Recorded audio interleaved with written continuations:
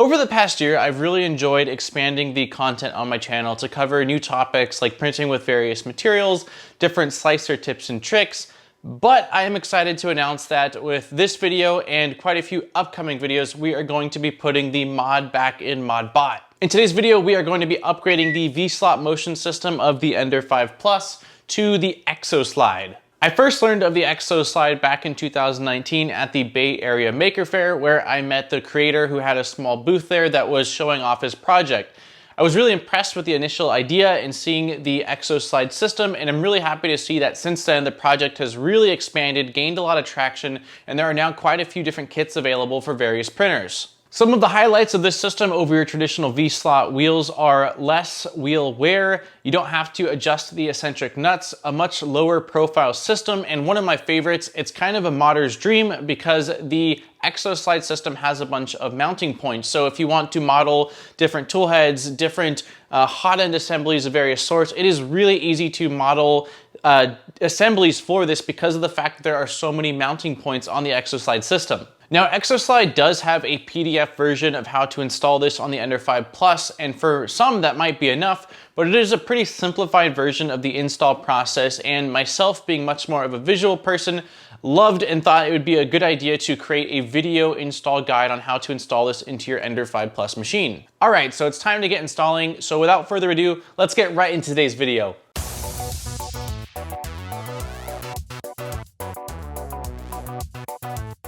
So the first thing I recommend doing is getting all of your parts and laying them out in front of you. Let's go through everything that should be in your kit to make sure you have everything that you need. If for some reason something is missing, then contact ExoSlide or contact whoever you purchased your kit from. So let's get right into it. In your kit, you should have one aluminum extrusion. This will be your new X-axis rail. There should be a bag of assorted nuts and bolts. My recommendation is to get an ice cube tray or some kind of a tray and separate all of these out from the beginning so you have them nicely grouped. You'll have a bag with 2 new Y-axis belts, another bag with the new X-axis belt, as well as a 3D printed ENDSTOP mount, 4 steel belt brackets, another bag with various steel brackets like your hot end mount, your belt mount, your motor mount, and your new X bearing mount, 2 of these EXO brackets that'll mount the new X extrusion to the frame of the printer, 6 of these ExoSlide 20P, which are 20mm ExoSlides, and 2 of the ExoSlide 40Ps, which are the 40mm ExoSlides. There's not many tools you need for this install, but I do recommend a good set of Allen wrenches. You'll probably want an adjustable Crescent wrench, and digital calipers are also recommended. So the first step is disassembly of your current V-slot motion system. To do this, we are going to start off by loosening the Y-axis belt tensioners. There's one on the left and one on the right. There's going to be 3 bolts holding this into place, so if you just loosen the top 2 and the bottom black one, this will allow you to pivot the Y-axis tensioner forward and you can remove the belt. I recommend loosening it enough so that way you can pivot the whole arm forward. Then we're going to head over to the right side of the machine and do the exact same thing. Loosen the top 2, loosen the bottom one, remove the belt, and pivot the tensioner forward. Once we're done with that, we're going to unclip these belts, and you can just kind of leave them hanging forward off the front of the machine. Same goes for the right-hand side. Just unclip that, and for now, we'll just leave it dangling on the front of the machine. Next, it's time to disassemble the hot end. To do this, there are going to be 2 screws that are holding the kind of fan assembly to the X carriage. There's 1 screw on the very top, which is easily accessible, and then there's one that's a little bit harder to get on camera, but it's between the BL Touch and the fan shroud. Make sure you keep all of these bolts. We're going to be needing them to reattach them to the ExoSlide once we are done. So once you've got that off, you can go ahead and move the fan housing and the BL Touch off to the side, which will give you access to the hot end. There's 2 bolts holding the hot end to the X carriage. We'll go ahead and loosen these, which will allow us to remove the hot end. Also, again, with these bolts, we're going to go ahead and put these off to the side, somewhere that you'll be able to find them, because we will be reusing these. Once removed, go ahead and place this just behind on top of the printer. We're going to need to unplug the ENDSTOP or the limit switch, as well as the X-axis motor cable. And you can just kind of drop those off to the side. Next, we actually need to remove the V-slot wheels. We'll have to remove 4 of them, the 2 on the outside. So there's going to be 2 on the right. There is a nylon lock nut, so I just grabbed a small little wrench and then an Allen key and unscrewed these wheels. Technically, we don't need to reuse these components, but I still recommend putting all this hardware in a safe place in case you do need to use them, revert back, need spares. It's always a good idea to keep components. So again, drop the top one off, and then there's one behind that, which we'll go ahead and remove as well. Then we will head over to the left side and rinse and repeat. If you haven't gotten the idea right now, most everything we do on the left side we'll also be doing on the right side. So remove the front one, followed by the back one. Once done with that, if you walk up to the X arm and just grab both sides and twist it sideways, it'll allow you to pop it off of the machine. The only thing holding it in place are going to be the 2 belts. So we'll unclip those belts from the left side and the right side, and you can actually pull those belts out. We're not going to be using those belts again. We're going to use the new belts that are included. We will need to take a few more components off of this arm, though. We're going to need to remove the X-axis belt tensioner. So if you just unscrew or lightly unscrew the 2 bolts on the belt tensioner, you'll be able to slide it off of the machine.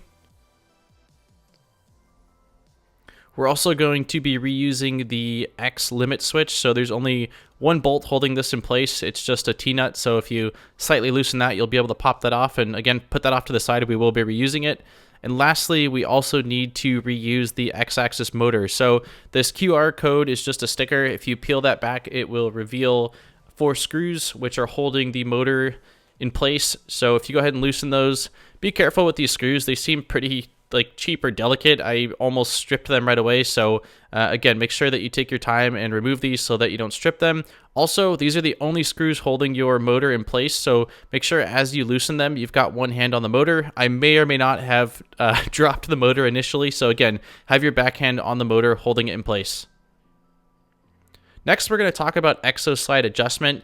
Aluminum extrusions actually are supposed to be 20 mil if they're 20 by 20, but a lot of them have some slight deviation. Because of that, these ExoSlides have these 2 screws, which will allow you to adjust the tension.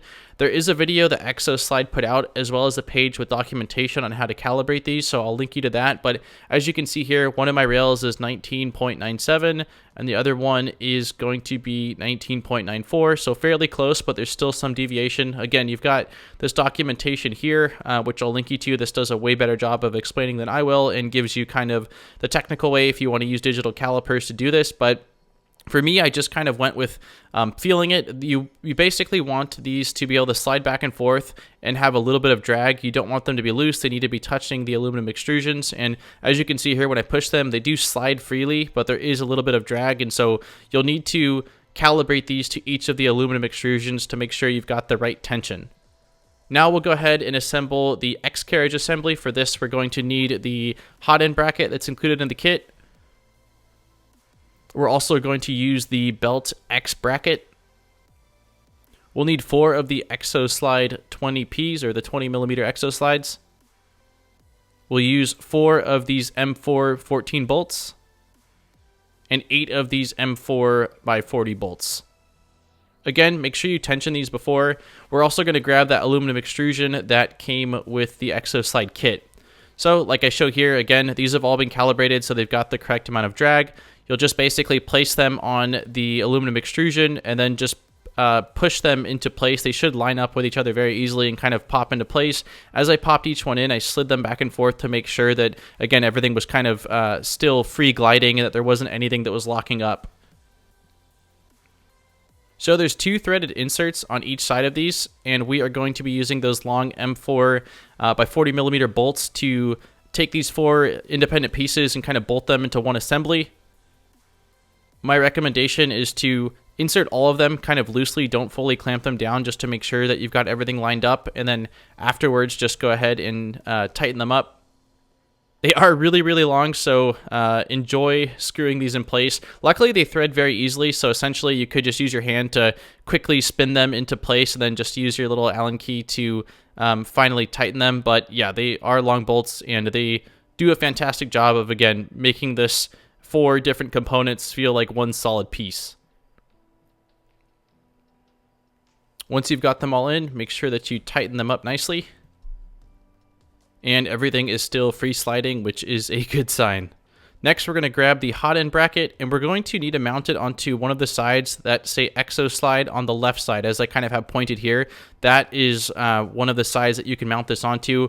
We're just going to line it up with the threads that are already built into the ExoSlide, and we're going to take 2 of the M4 by 14 millimeter bolts, and we will bolt this to the ExoSlide. Same thing goes, I lined them up, and I screwed both of them in and then tightened them afterwards. Once complete, we'll flip the rail forward one, so that way the hot end mounts on the front, and we'll grab the belt X bracket, and similar to what we just did, we'll place this on the top, and we'll grab 2 more of those M4 by 14 millimeter bolts, and we will bolt this to the top of the X carriage assembly. Now that we've done that, we will quickly assemble the motor bracket assembly. For this, we'll need the motor and pulley that was originally on the machine that we took off a moment ago. We'll need the motor bracket that's included in the kit, as well as 3 of the M3 by 6 bolts. This will be to bolt the motor to the steel motor assembly, and then 2 of these M5 by 8 bolts, as well as T-nuts. We will need to actually remove this pulley and flip it around based off of the orientation of the belt. This ribbed portion of it actually needs to be closer to the inside of the motor, so I just loosen it up, flip it around, and you'll want it where the actual post of the motor is flush with the top of the pulley, as I have pictured here. So then just line up one of the grub screws with the flat portion of the pulley and tighten these in place. Make sure you get them nice and tight, otherwise I've had experiences before where this comes loose during the printers moving back and forth, the vibration, so again, you do want to get it nice and tight. Next, we are going to attach the motor to the steel motor assembly. Make sure you've got the plug for your motor facing downward like I show here. And then we'll grab those M3 by 6 millimeter bolts, and we'll use 3 of them to attach the motor to this steel assembly. I feel like a broken record, but again, I always loosely put everything in to make sure everything lines up correctly, and then once all of the bolts are in, I go ahead and tighten them one by one. Lastly, we're going to grab the M5 by 8 millimeter bolts and those 2 T-nuts, and make sure you feed them in this same direction. So basically this screw is coming from the underside, and just place the T-nuts on in the same direction that I have the T-nuts. We don't need to tighten these fully because we're actually going to be using this to attach the motor to the frame later on. So just loosely thread them on so that way they're not going to fall off, and you are good to go on that for now. Next, we will do the ENDSTOP assembly, which is pretty simple. We're going to be reusing the ENDSTOP that came with the machine as well, so we'll go ahead and remove the 2 ENDSTOP screws. We're going to need to keep the ENDSTOP housing or the casing, and these 2 screws. The little acrylic portion you can put off to the side, and that screw and that T-nut, you won't be needing those. So for this, we'll use the new printed ENDSTOP bracket that comes with the kit, 2 more of those M5 by 8 millimeter bolts and T-nuts, the existing ENDSTOP, and those 2 screws that we just took off a moment ago.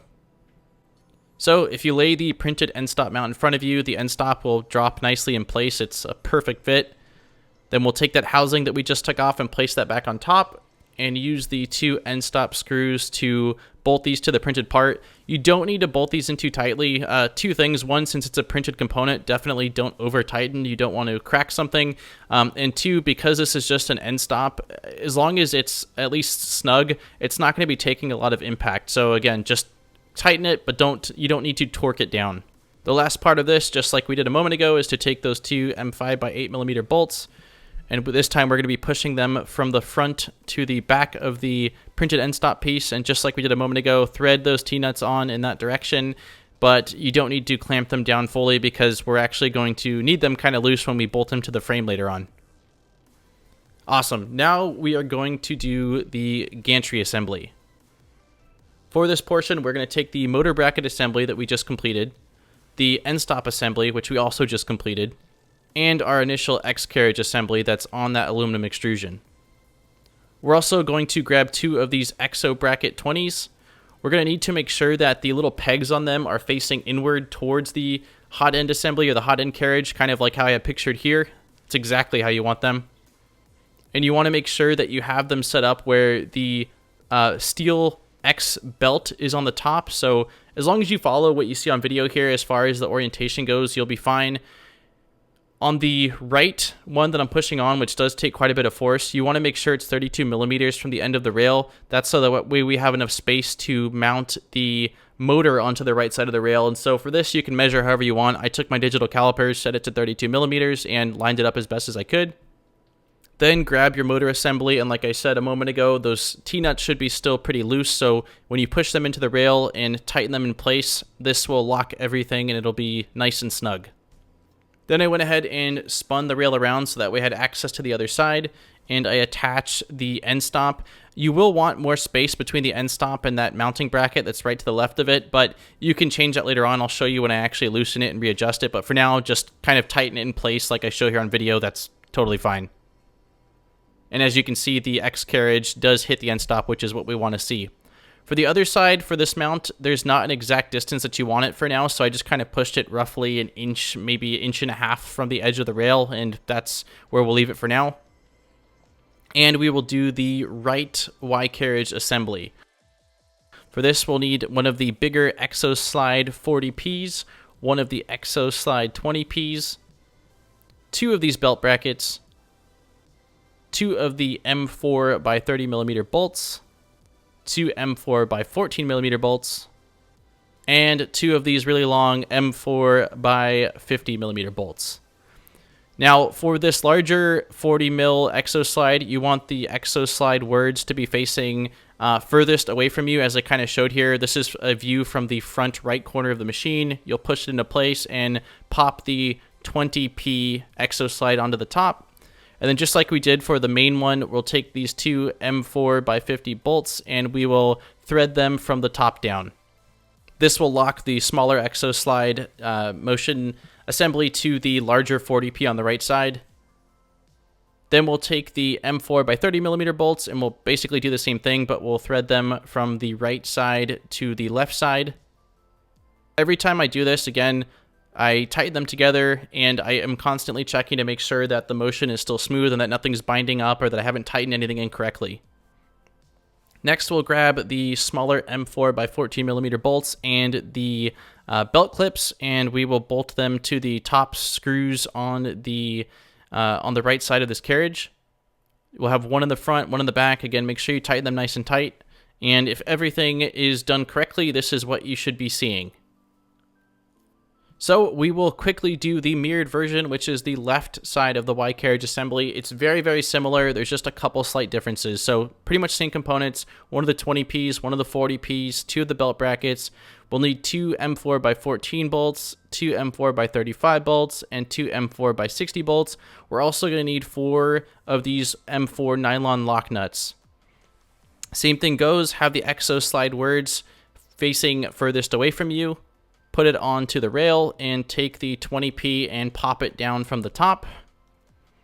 The main difference with this side is that we're actually not going through the threaded holes. So when you put the bolts on, for example, these M4 by 60, you'll be able to push it all the way through, which is the reason why we'll be using these nylon lock nuts instead of threading it through.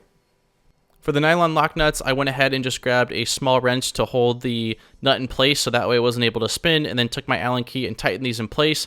On this side, make sure you don't over tighten. You want it nice and tight, but I initially tightened it a bit too hard, which did cause these the bearings to bind. So again, nice and snug, but don't over tighten it. Just check to make sure that everything is still free gliding. Then we'll go ahead and take the M4 by 35 mil bolts, and we will take them from the left side to the inside of the carriage. And just like we did a moment ago, we'll take 2 nylon lock nuts and we will tighten this all together. Same thing goes, have them nice and tight, don't over torque them. Everything should be free gliding, as you can see here. Then rinse and repeat like we did a moment ago. Take 2 of the belt clips, take 2 of these M4 by 14 millimeter bolts, tighten them in place, and you will be done with the left side. Next, we've got the tensioner bracket assembly, which is a piece of cake. We're basically taking the old X-axis belt tensioner, and we're going to be recycling the components on it. We'll also need the new idler bracket and 2 of these M5 by 8 millimeter bolts and T-nuts. You'll want some kind of like a wrench, or I had a vice grip to grab the nylon lock nut to keep it from spinning. We'll take the nylon lock nut off, we'll take the bearings off, and we'll also take the other nut and bolt off of the old X belt tensioner. And we will just do a quick transfer. So just line it up exactly like I did. Bolt goes through the new one, put the nut back in place, slide those 2 bearings on, and put the nylon lock nut in place, and just make sure you tighten it again so that everything is nice and snug. The bearings, it needs to be tight, but the bearings should still be able to spin freely, so just check that. Then we'll go ahead and grab these two M5 by 8mm bolts and T-nuts, and same thing, put them through, put the T-nuts in place, but you don't need to over tighten them because we will be bolting this to that frame in just a moment here.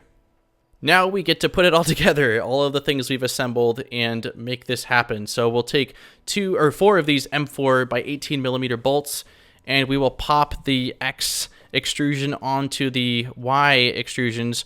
You'll want to make sure that if you're facing from the front of the machine that these are going on the farthest 2 pegs. And also the end stop, again, it does need to be loosened and pushed a little bit further out. But again, as you can see here, the pegs pop onto the back one. So initially I thought it would go onto the middle of this assembly, but they do need to go on the further back 2 pegs. Then we'll take 2 of the M4 by 18mm bolts and we will tighten this in place. Make sure it's nice and tight because this is the only thing holding this arm to the Y-axis. So again, they need to be nice and snug. Same thing goes on the left side of the machine. You want them to go on the back 2 pegs, not in the middle, not on the front 2. And then we'll go ahead and take the final 2 M4 by 18mm bolts and we will attach these in place. As far as the end stop goes, you'll see here in a moment, but you basically want it pushed up to the left side of the rail. I'll show you in a second. But the tensioner bracket will go ahead and mount on to the left side of the machine on the outside. Just like you did with the motor, go ahead and tighten it. It needs to be nice and tight. The X-axis belt will be wrapped around this, so it needs to be nice and snug. So as you can see here, I've got the end stop on the inside of the extrusion. So make sure that the end stop is nice and tight, but again, it doesn't take a lot of pressure, so it doesn't need to be clamped down. You just want to make sure it's not wiggling around. Finally, we get to reuse the hot end. So we'll take our initial hot end and the hot end screws that the machine came with, and we'll use those 2 screws that we used to remove it to bolt this back on to the new hot end carriage or the new hot end assembly. Once done, we'll take the fan cover and the BL Touch, and again, it's basically a reverse of what we did initially when we took it off. We'll use the 2 screws that came with the machine. There's going to be one on the top, and there is going to be one that is between the BL Touch and the fan housing. So make sure those are nice and tight, and that will clear everything up for your hot end. Next is the belts. So we will use the 2 new Y-axis belts. You'll put them in the front belt clip. Make sure that you've got the tread or the teeth of the belt facing downward. Then you can kind of just try to feed it through the bottom of the aluminum extrusion like I'm doing here. Also do the same thing on the right-hand side.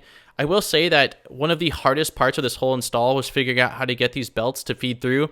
What I ended up doing was tilting the machine on its side and actually using a spool of PLA to push the belt through. I looked around to see what other people were doing because I figured that maybe I'm doing something wrong, like this can't be as difficult as it is. And I saw that my buddy over at Kersey Fabrications actually had a similar idea to me. I think his was probably a little bit better, but what he ended up doing was using a wire coat hanger that he kind of like flattened out and then use that to hook or push the belt through. So he has a great video on this this motion assembly as well, so check that out. But once you pull it through on the other side of the machine, you'll just go ahead and wrap it around the teeth of the pulleys like I'm showing here, and then we will attach it to the other side of the Y-axis and attach it to the belt. And then we'll need to take the Y tensioners and tighten these up again. You want to pull these out towards you because by doing that, you'll create tension on the belt. You don't want any sag in the belt. It needs to have tension so that way there's no slop in the motion. Same goes for the other side. Pop the belt back on, pull it out towards you, and tighten the black bolt on the bottom and the 2 silver bolts on the top. We are getting very, very close. Lastly is the X carriage belt. Same thing goes. Attach it to the new belt clip. Make sure that the teeth are facing downward. Then wrap it around the motor pulley. And then you're going to basically wrap it right back up and inside the top extrusion of the aluminum. So I basically just push it underneath that little attachment point and then just slide it. I slide it underneath the hot end. And then I slide it, I push it underneath the other ExoSlide mounting point, and then I wrap it around the X-axis belt tensioner. I did end up loosening the belt tensioner. There's like no slack on this new belt, which is actually really good, but in order for me to fit it to the other side of the clip, the belt clip, I had to loosen it, and then afterwards I just tightened it up again to make sure that it had that correct tension. And believe it or not, that is it. We have installed the ExoSlide kit. The only thing that's recommended is to re-level the bed to make sure that everything is still good to go. I did re-level it, but it was actually right where it needed to be, so it didn't require any re-leveling. But again, as best practice, make sure you re-level to make sure that you don't risk your nozzle digging into your bed or something like that. I'm super excited to have this installed on the Ender 5 Plus, and I actually have some other pretty cool upgrades for this machine coming, so be sure to stay tuned for that. I'll likely do a recap or a follow-up a couple months down the road when I've got some serious printing hours underneath my belt with this machine and the ExoSlide to let you know what my experience has been like. So if that's something you're interested in, let me know in the comments down below, but that's what I'm planning on doing for now. If you have any questions at all or feel like there is something I didn't cover, please let me know in the comments down below. I always do my best to be as thorough as possible, but I'm only one person and I'm sure that there are certain things that maybe I didn't cover that you might have questions, so I will do my absolute best to answer. Also, if you're currently running the ExoSlide system or are currently thinking about getting the ExoSlide system, let me know your thoughts, let me know your experience running it. I always love to get feedback, and again, lately with these videos, the conversation amongst ourselves and the replies have been absolutely phenomenal, so I'm looking forward to seeing what you guys think and also, again, what your experience has been like. On that note, don't forget to like and subscribe for more great videos. I make a video every single week, so there is always fresh content coming your way. If you do want to support the channel furthermore, I will place links down below to my Patreon where there are some really cool rewards. Thank you to all of my current Patreon supporters. You guys are absolutely amazing. I really appreciate all of you allowing me to spend more time doing what I love, which is making content for you all to enjoy. On that note, this has been Daniel from ModBot. This was a long one, and I look forward to seeing you guys in my next video. Peace, guys.